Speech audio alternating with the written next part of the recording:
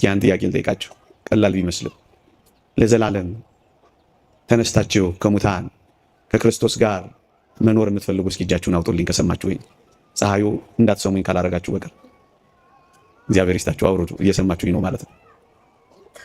ለመነሳት የምትፈልጉ በእርግጠኝነት ሁላችሁም ናችሁ። አሁን ደግሞ አከታትዬ ሌላ ጥያቄ ልጨምርላችሁ።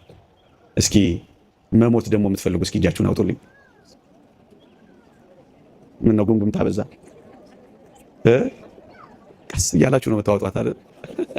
ወዳጆቼ አውርዱ፣ ግድ የለም ሳሳ ብሏል። እርግጥ ርዕሴን ግን ነግሬያችሁ ነበር። ምን ነበር ያልኳችሁ?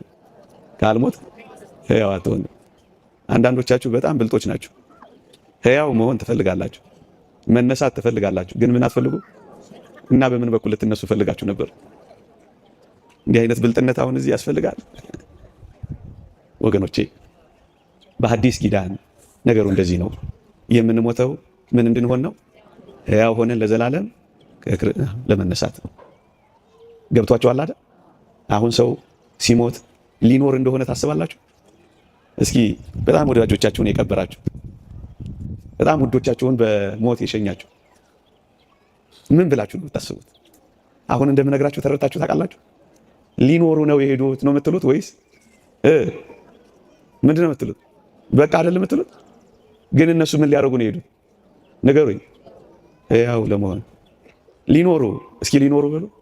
ሊኖሩ ነው የሞቱት። ቆይ አንድ ጥያቄ ልጠይቃችሁ። ድምጼ ይሰማችኋል አይደል? መኖር ማለት ምን ማለት ይመስላችኋል?